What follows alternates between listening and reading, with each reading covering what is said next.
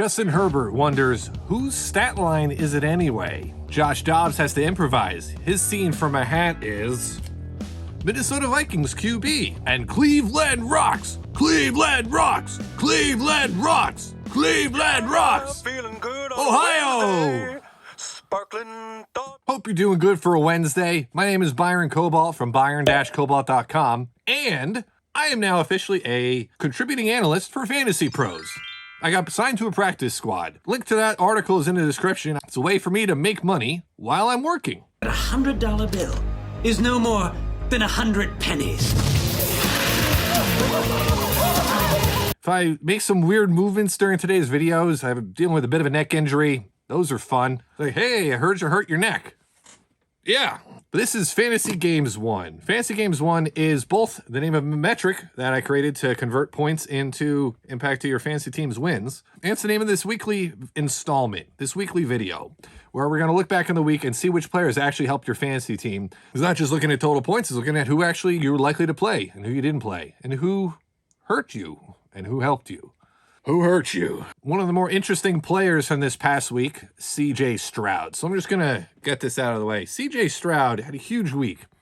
When I was watching the game on Sunday, I expected to see his percent started number to be pretty low. Well, it was low, but it wasn't that low. CJ Stroud was actually started in 43% of leagues, according to Yahoo Fantasy Sports. That means that 43% of fantasy managers who have CJ Stroud got to take advantage of his roughly 46.8 points that he scored this week.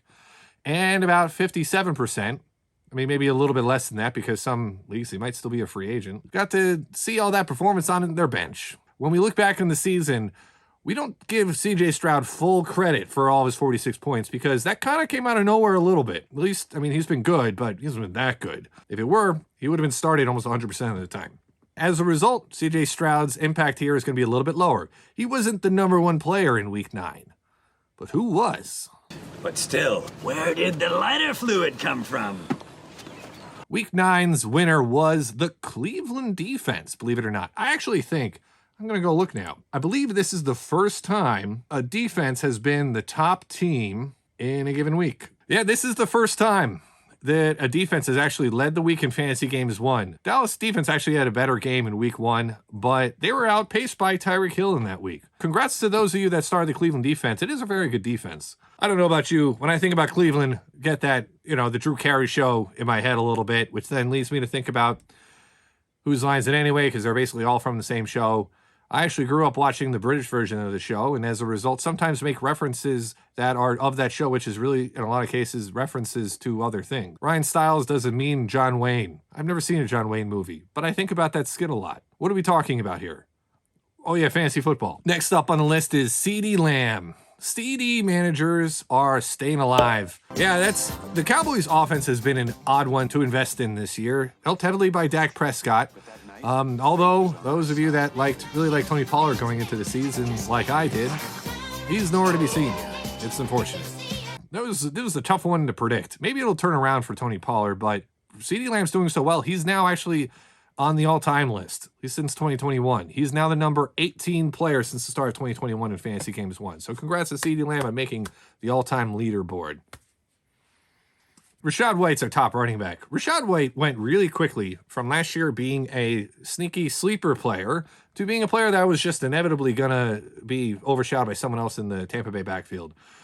It hasn't really happened yet. He's actually after 82% started. It looks like he's a pretty solid asset here. Austin Eckler, he got the ball at the goal line a couple times here and got a few touchdowns. Believe it or not, an NFL team actually handed a ball off to a running back in a goal line situation. Who would have thought? Hey, Dad, what was it like when running backs used to get the ball at the goal line?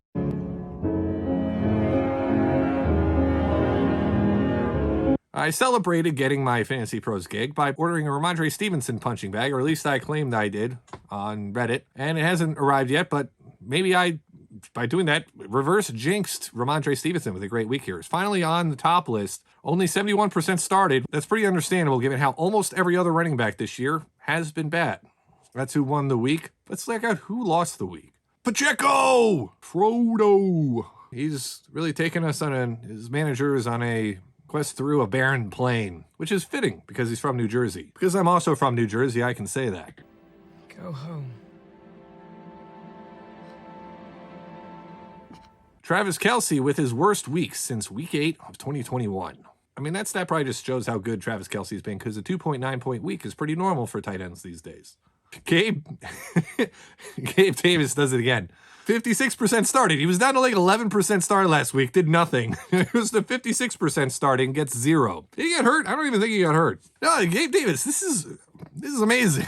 I'm only laughing because I don't have Gabe Davis. This is the classic fantasy football situation of start the guy, does nothing. That's just how it works. It's how it works. Kenneth Walker. A bit of a rough week here. I kind of threw some shade early in the season at Kenneth Walker, maybe unnecessarily. I thought it was justified. I used to be a really big, like, Chris Carson guy. Honestly, my first ever fantasy draft pick was Sean Alexander. I have many times through the years been a Seattle Seahawks running back manager in fantasy. I expected Kenneth Walker to have an up and down year and eventually yield some carries to Zach Charbonnet. And maybe that's going to happen. I don't know. I mean, the Seahawks just had generally not a great showing in week 9. A couple more weeks like this, we'll start to wonder if he'd better off with a Walker. And Justin Herbert maybe sacrificed his stats just to make sure that the Chargers beat the Jets there. Also from New Jersey, I also am a Jets fan, and as a result, I get a little distracted when that comes up during these recordings. I also have Herbert in a few leagues.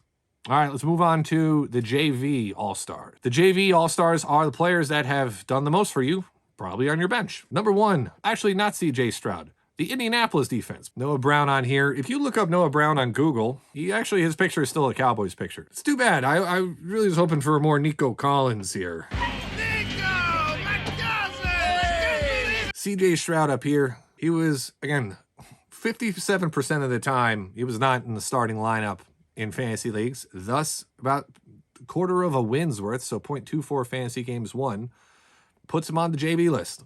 His buddy Tank Dell. So this is a really good bench flex. This is a JV flex here. Tank Dell and CJ Stroud combining here to help you out. When you want to add fantasy games 1 numbers, you can't just add them together.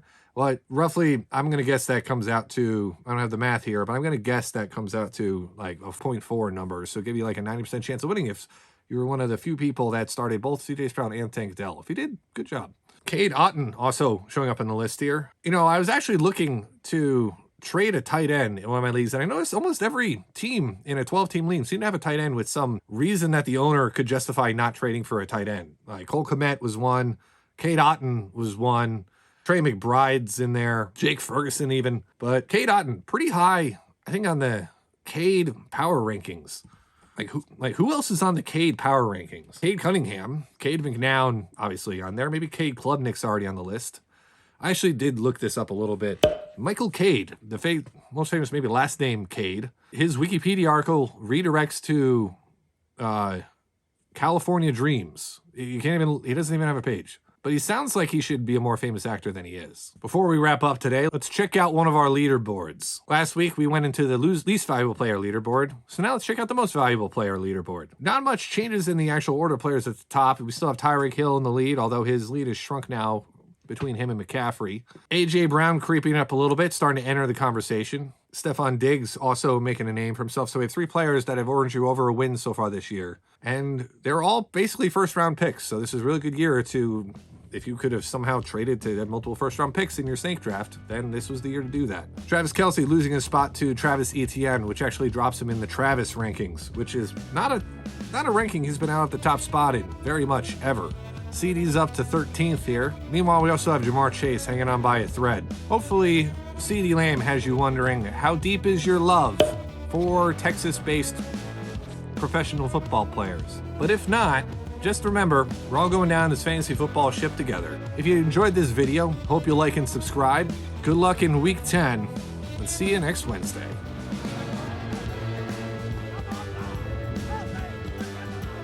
Right, that's it.